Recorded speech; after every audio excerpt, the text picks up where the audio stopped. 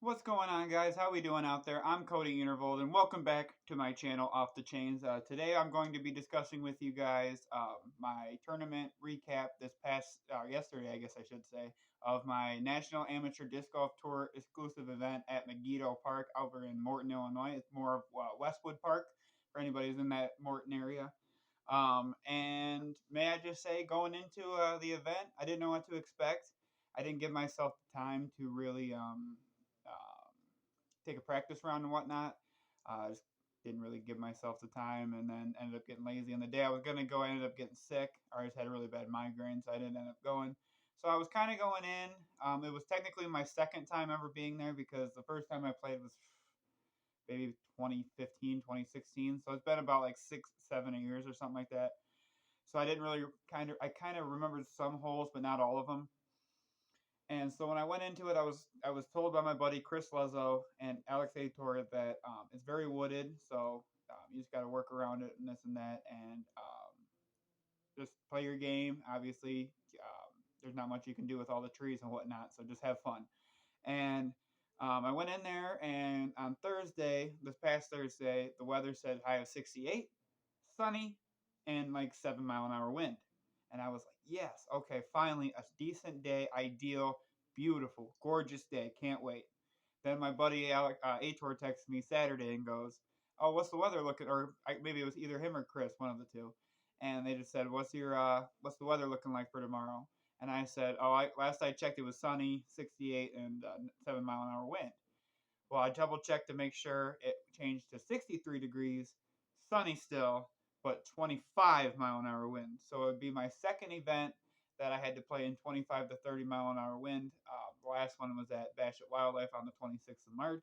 And that was like 30, 35 mile an hour winds with like a 40 mile an hour wind gust. It was just awful. Just a horrible time. So this was kind of the same thing, but I was thankful a little bit that we were in the woods because most of the wind was blocked off, but it didn't really help that much. But other than that, I didn't really know what to expect going in.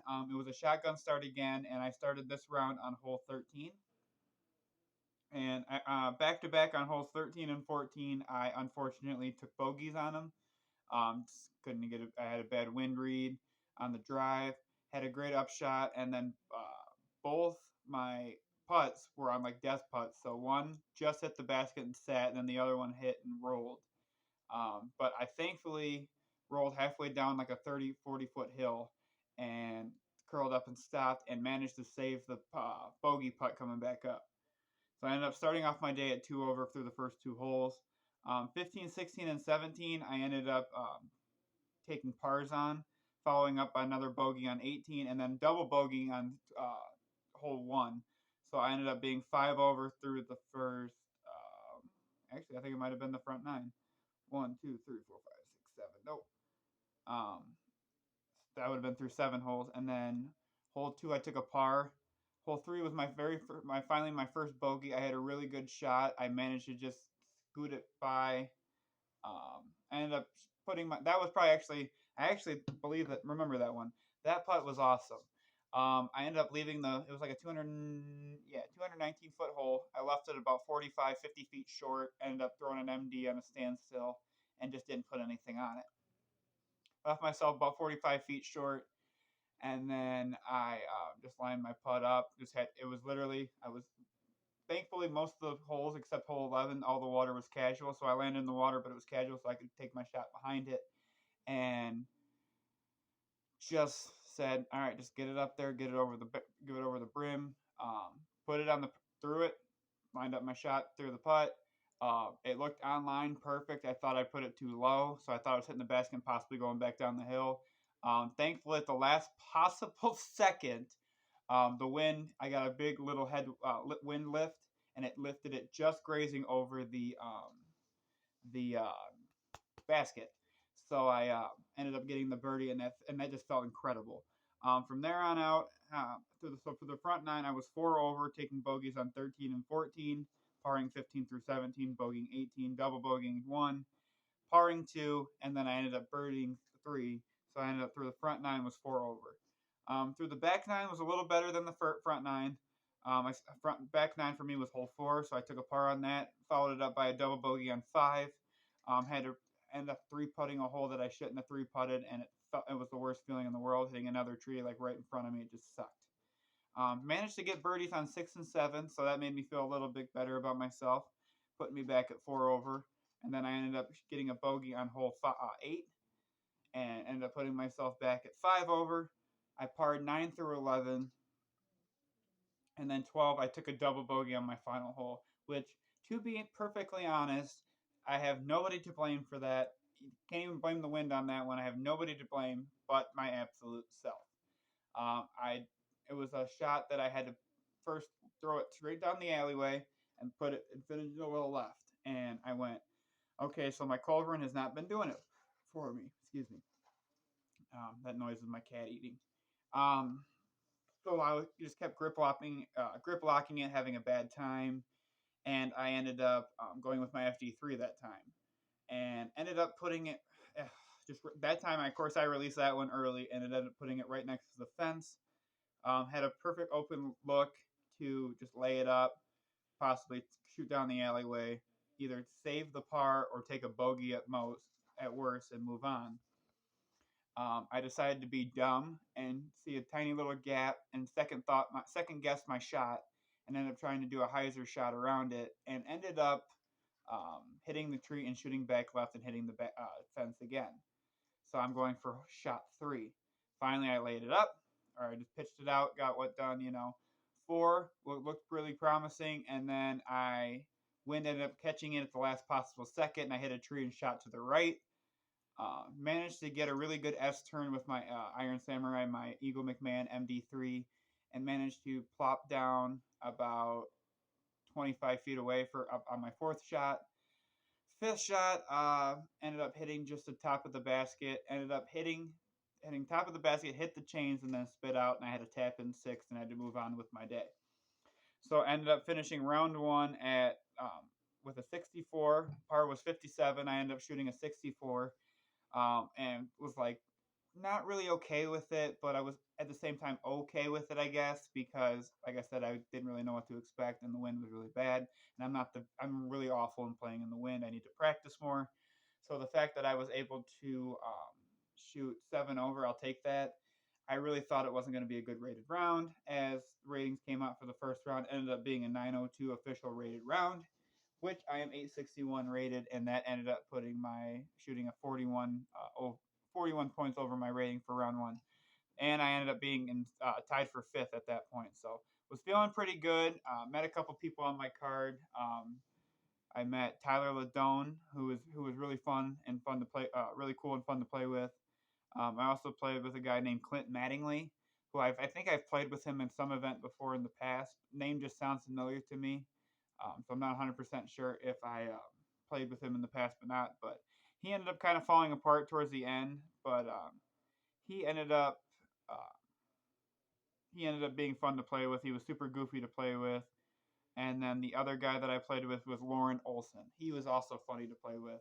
This ginger guy had a green hat on for like the first 7 holes, and then he took it off. So I like did a double take, and he kind of reminded me of my buddy of mine that I actually graduated with my older brother, and we just grew up playing sports with him a lot. His name's Joey Erickson, and this guy just looked just like him, and it was mind blowing.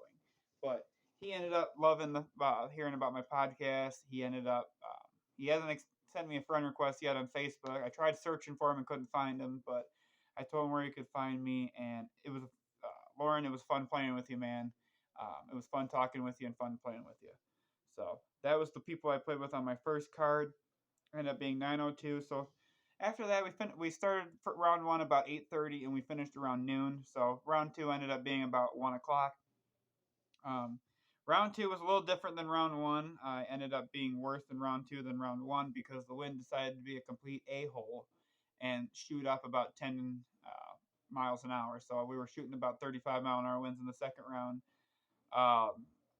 We ended up starting on 12, which was the double bogey I took on that was my final hole that ended on round 1, and finished with a double bogey on that. So I said, okay, we're just going to play this smart. So I ended up taking my Nate Perkins Zen Meta Essence as a lot more stable, a lot more straight, and ended up hitting like the second or third tree available and kicking me hard left. And had a pretty open look. Ended up trying to throw my FD3 and get it down there. Ended up releasing it way early again. Got distance on it, but because I released it early, it hyzered out really bad and ended up going over the fence and taking a out of bounds penalty stroke. So I'm shooting for 4.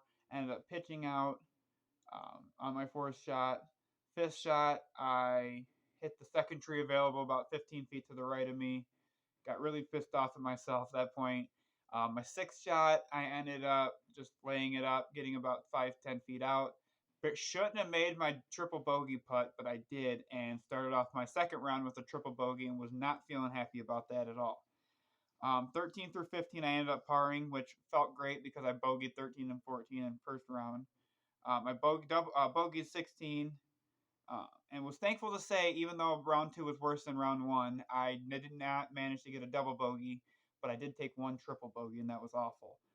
17, I parred, 18, I bogeyed, and then holes 1 through 3, I ended up taking a par on, following up by a bogey on 4, or on 3, so through the 1, 2, 3, 4, 5, 6, 7, 8, 9. So the front 9 was holes 12 through 2, and I was 5 over through that point.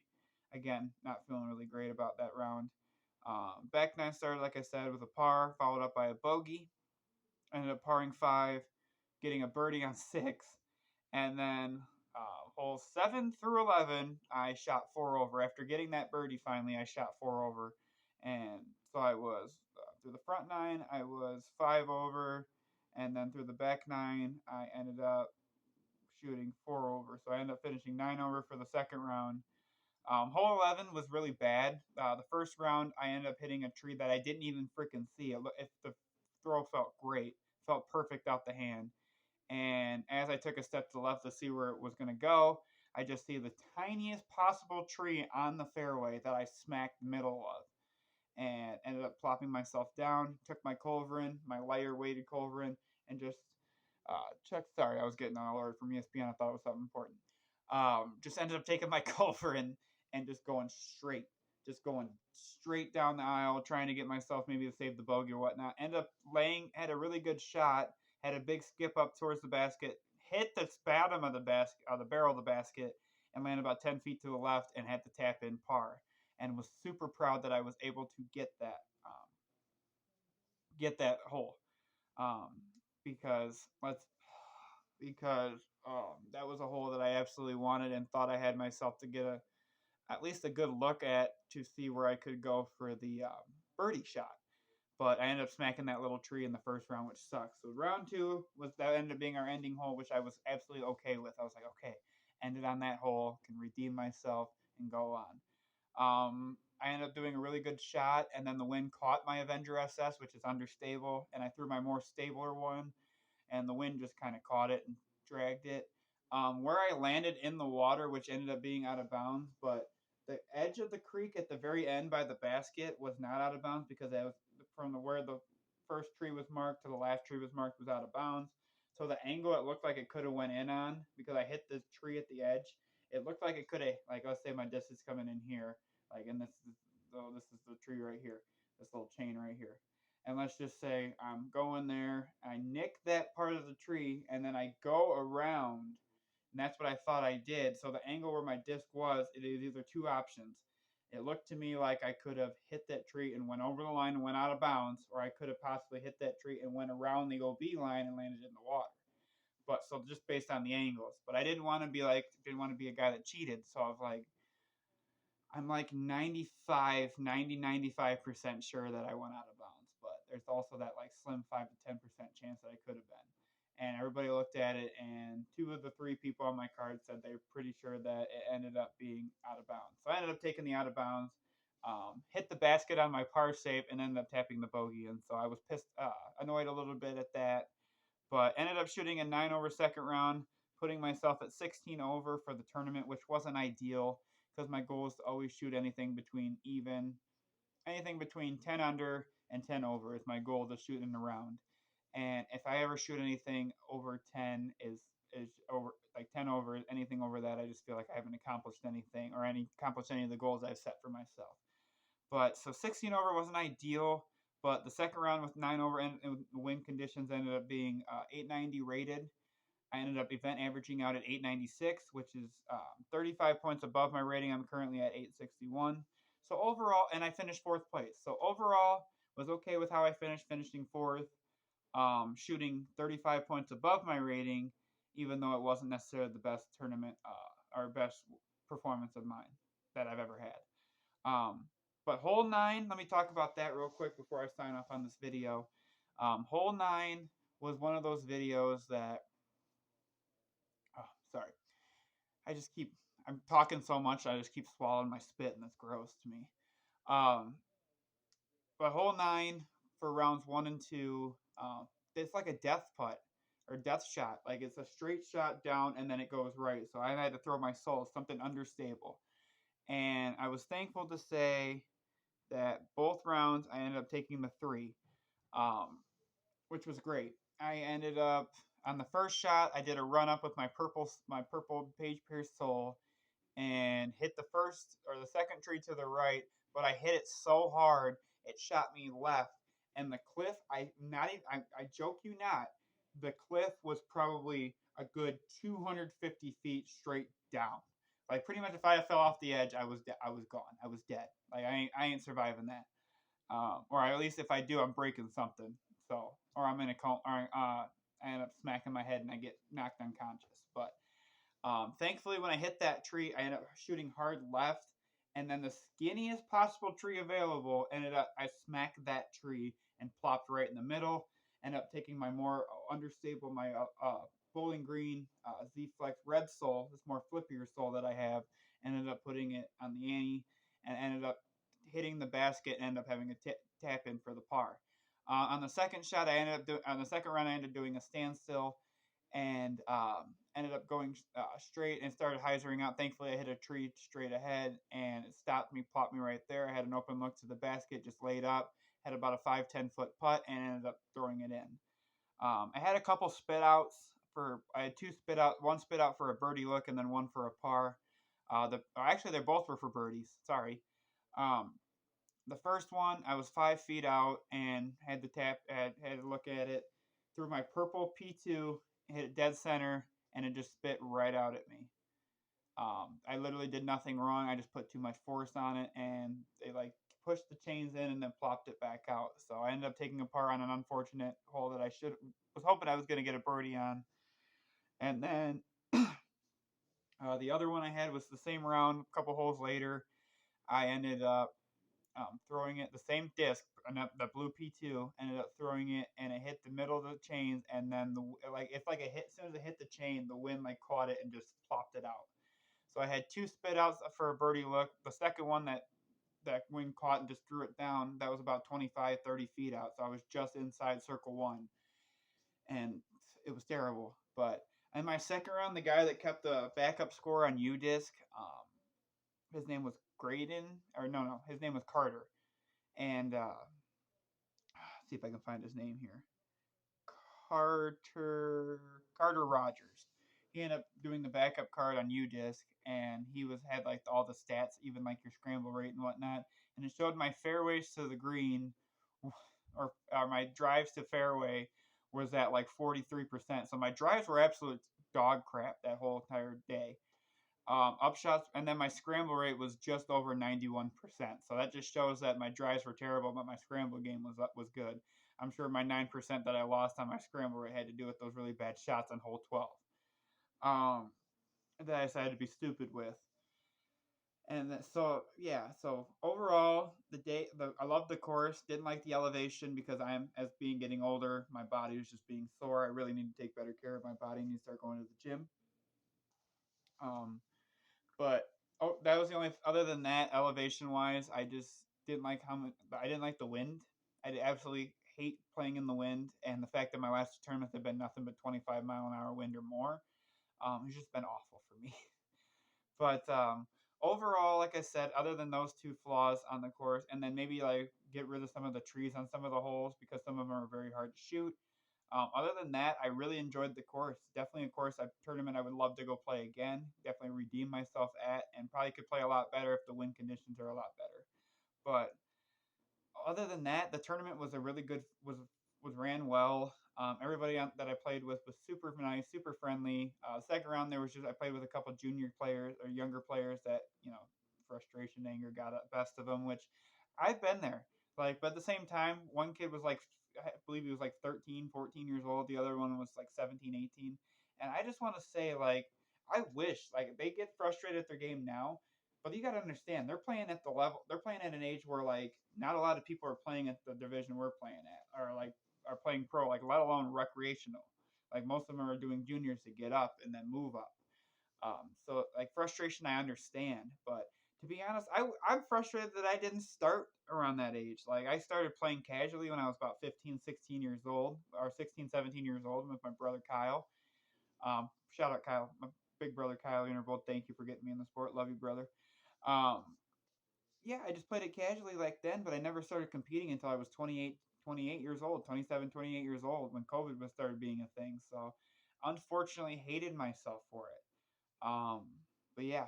And then also at this tournament too, I ended up losing both FD3s. And the first one I lost in the creek on 11 and didn't bother trying and completely forgot to pick up. And then the second one I threw over that fence on 12 and was so frustrated that I just left it there. And then my buddy Sean that runs Delwood ended up getting Culverin Opto X's in, which is a little more overstable Culverin, which that is like the disc that I need in my bag. So a distance driver that I can give a good pull on and then need a hard hyzer shot when I need it. It'll go really well with my splice that I'm going to have for that'll be more of like my Firebird shot. That'll be more hyzer shots if you're going to be on like a if I like so like let's say I'm throwing a Culver and it's like the hole's like 3 to 350 or 3 to 400. I'm throwing that anything between 250, 300. I'm throwing that anything between 250. I'm throwing either a mid or a fairway depending on the hole. And then anything less than 200 feet, I usually like to go with my Razor Claw Vapor Eagle McMahon Tactic. So, there goes my phone. Sorry.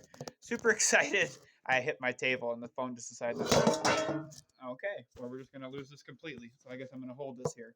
But yeah, so overall, just didn't like how other than playing how I did. Sorry, I just got distracted with that falling over. Ended up getting lost a couple discs, but ended up getting a pretty cool disc and got a brand and pretty even cooler disc coming in with the Discmania Splice. So I'm super excited to try that out. Thank you, Alex Ator. Shout out to you, buddy, for giving me or talking me into getting it, and I'm gonna try it out. I'm super excited, and your link is coming with that. But yeah, that's about my tournament recap for the tournament. I got this pretty cool hat right here, the NADGT hat. Last year I went with the dry fit, so this year I decided to go with the hat. And also got some weird mini that I wasn't really the biggest fan of. But that's about pretty much my tournament recap for my NADGT event yesterday on this past Sunday at Megiddo Park. So couple quick announcements before I sign off here real quick. First off, I officially today got my team disc store gear. Let me get that route real quick. But yeah, super excited about that. Sorry, let me go on this side. I got my polo officially, disc store polo. It's got the PDGA number on it, and then on the back it's got the Team Disc Store logo. Sorry if you can get that. And then it says my name on it, so that's super cool. And then I also got this cool quarter zip hoodie. Sorry, it's kind of dark a little bit. But yeah, and then I also got a cool mini and a microfiber towel, and then I also got $55 Team Disc Store gift cards to give out to people. So whenever if anybody gets the chance to play with me in a tournament, um, just happen and sees me walking around, I will most likely have cards on me. I will usually hand some out. If you want to come out and get a couple and get one or two off of me, that's awesome. I got 50 to give out. So some are limited, so I can only give out a certain amount. So I will also be selling some merchandise out of my car. I'm going to be trying to collaborate with my dad and get some off the chains gear going for my podcast, get a logo and whatnot. And then I'm also going to want him to make me some polos where it's going to say, where I've talked about before, it's going to say off the chains in the corner or whatnot. And then the back will have my name, Team Disc Store, and then my PDGA number will be on the side. And I'm going to have off the chains gear coming soon. I'm going to have hats, hopefully polos, like I'm saying. And yeah, I'm just getting ready to get all that started up. Super excited about that. So I officially got my team Discord gear. I'm super excited about that too. Um, just be on the other than that, just be on the lookout for more videos, guys. Make sure you tune into my podcast episode this Wednesday, as I will be recapping the Open at Tallahassee. I'll be recapping my tournament. Maybe hear some interviews from the Nick and Matt show, depending on who they have on this week. Who knows? And then also once that's all done, we'll take a quick break, and then I will have on my good buddy, the man behind the YouTube channel Disc Golf Digest, and fellow Team Disc Store member Ryan, and my good buddy Ryan Aquino will be on to talk about his start, his plans for disc golf, plans for media. Talk about he even has a job with the Disc Golf Network on that show, The Scramble, for those who are subscribed to it. He is a part of that too. So it's going to be a super fun time to have him on. And then the following day, this Thursday, I will be on my good buddy and Team Disc Store member David Fournier's podcast, The 19th Hole, to discuss my start in the sport, the amazing disc golf scene here in the Illinois, Joliet, J-Town area scene, see what the disc golf scene's like here. Also talk about my podcast, my YouTube channel, and also future plans I have in the sport coming up. So it's going to be a super fun time, super busy this week. So be looking out for that stuff. Make sure you tune into my podcast Wednesday. Make sure you tune in to David Fournier's podcast, The 19th Hole, on Thursday to hear me talk. But as I say in my podcast at the end of every episode, guys, other than that, tell someone you love them this week, because not every day is guaranteed. I am Cody Enervold, PDGA member 148739. This has been my tournament recap of my NADGT event at Megiddo, and I will see you guys on the next one. Love you guys. Peace.